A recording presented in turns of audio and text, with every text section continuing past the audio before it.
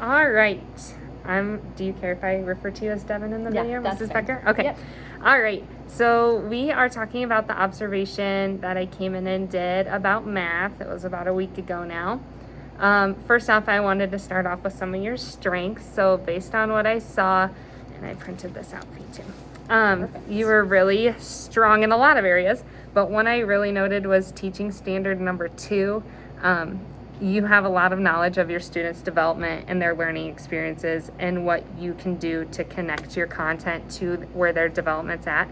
And you're really good at relating ideas and information across content areas. I like how you incorporate different kinds of arts and crafty things and different ways kids can explore using the standard that you have.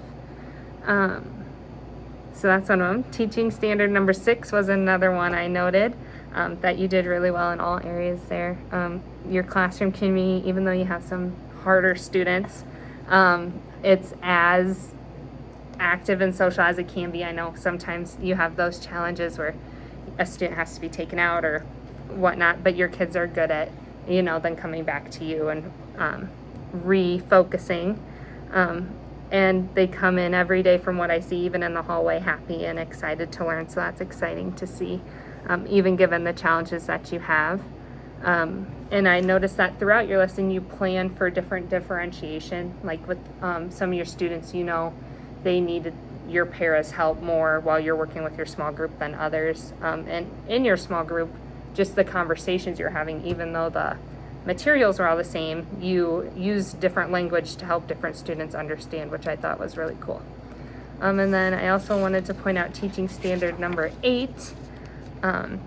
Which is professional responsibilities. Even though this is your first year in Kaleidoscope, you've taught preschool before and been at the AEA. I think that you're rocking it in Kaleidoscope. Oh, thank you. It's hard to do hard. because it's in between preschool and kindergarten.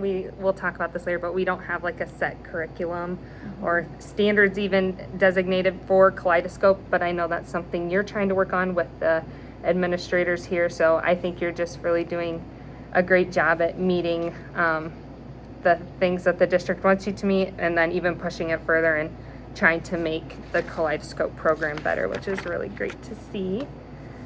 I'm going to move on to some questions.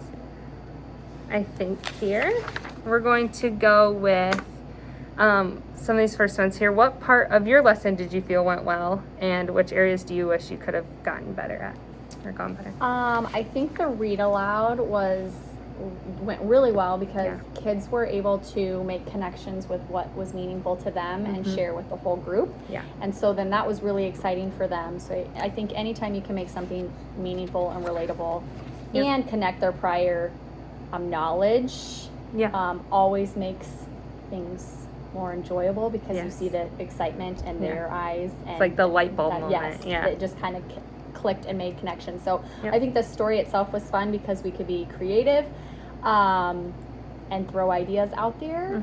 And I think for the most part, a majority of them were very engaged and stayed focused and on top. Yeah. And you picked a really good age, like a good book for their age level too. There weren't too many words. The pictures were engaging. They could see the dots there, so that was really good. Based on that, you had the book, you had some other resources, but what other resources do you feel you need to continue to meet the needs of these learners?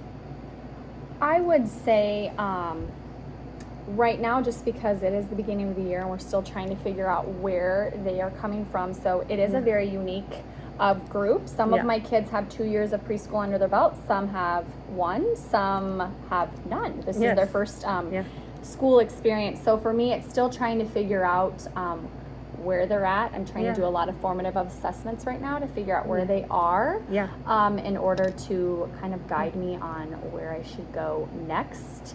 But I'm always I always love when I have an extra adult Yeah. in my room because they Yeah. can kind of help. They can be a Yeah. good tool and resource Right. to help me Yeah. learn which ones maybe are struggling and which ones do need Yeah. a little extra. I feel like especially when you have kids that, like you said, have had 2 years of preschool and then kids who have had no Yeah. preschool, Yep. that's hard to kind of bridge that gap. So an extra adult would really help with that. You mentioned formative assessment. What formative assessments do you use more specifically? A lot of it is observational based right now, just because they aren't old enough to do maybe that written work yet. Yes.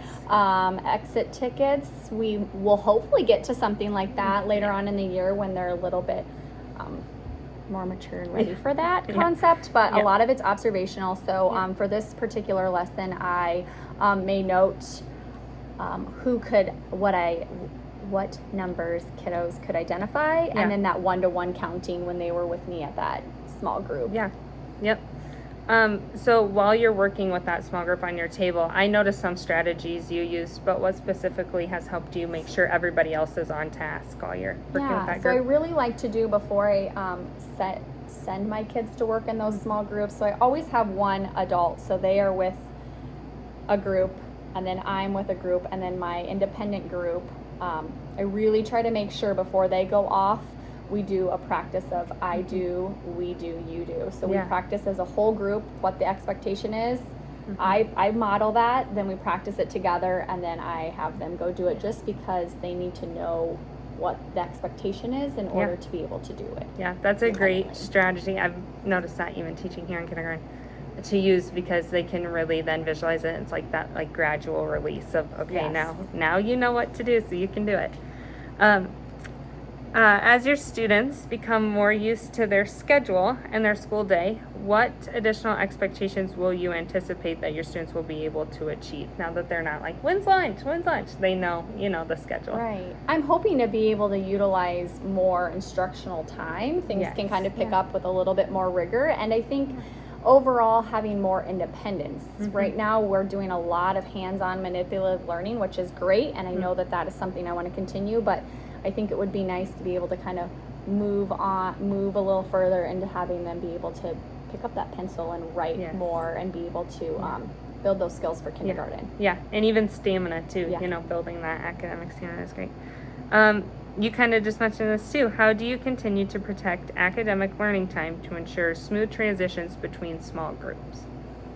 Yeah, so I think just prepping them for and laying out that expectation of what I expect.